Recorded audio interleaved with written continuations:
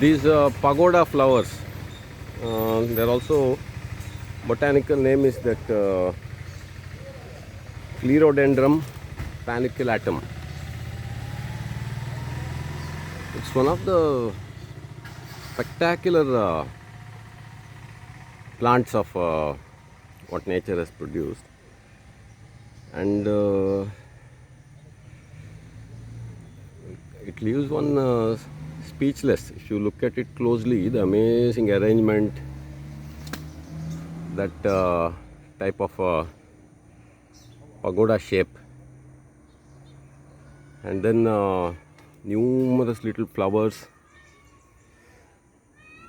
So it's a feast for the eyes, and it is supposed to be originally from eastern part of Asia more, that is Bangladesh, Burma, Thailand, then South China, then this Philippines, all the way up to Papua New Guinea and all.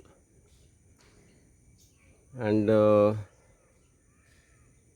it is there in west coast of India, particularly in the southernmost Kerala, up to parts of Karnataka Western Ghats. And then as you go north, part of Western Ghats, it decreases because it needs extreme moisture also. And they say it is naturalized in India. That is, it has come somehow into the country and then become naturalized. Maybe in the olden days, lot of trade used to happen between India and these some of those Indonesia and all those countries, and there's a good chance that some Indian traveler might have brought it back and introduced seafarers, or it might even naturally have occurred also, because there's no definitive proof that it is not there, not at all occurs in India naturally. Then it has some medicinal properties also. It's used for magical rites and all in some parts of those far eastern countries, like shamans and all use it. And leaves can become huge, lush and beautiful leaves, up to 1 foot.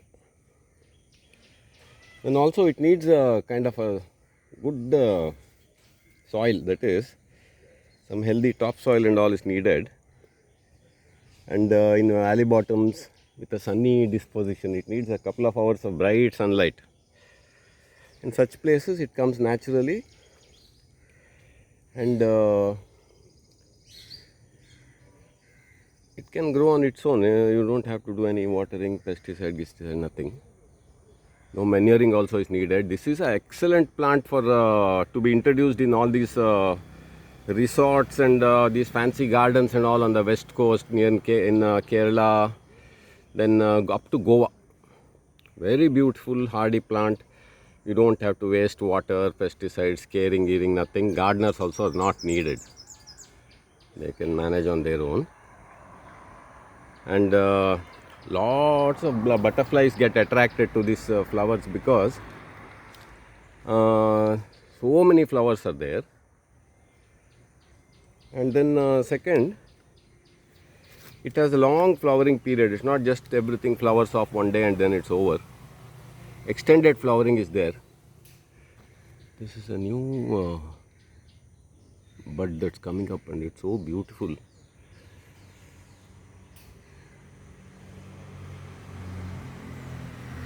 These little red clumps.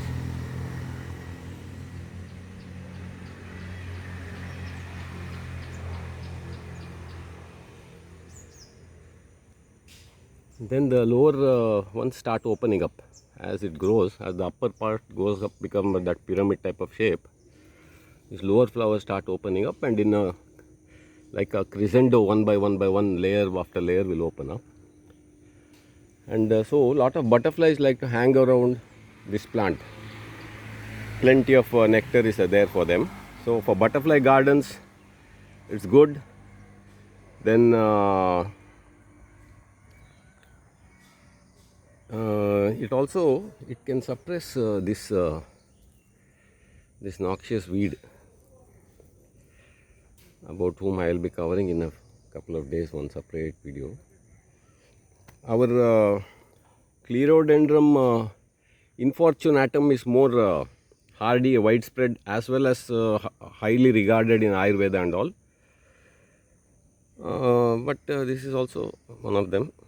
And in for Indian, our temples and all, this is important for God's worship and all. And so that's what I could gather about it. Anyway, all the people on the west coast,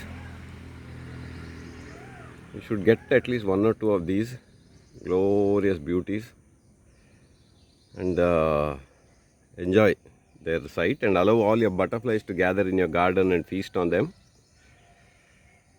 And anything else I can do? It's not particularly fragrant or anything. Whereas that Clerodendron infortunatum has a fantastic aroma. This one is unscented.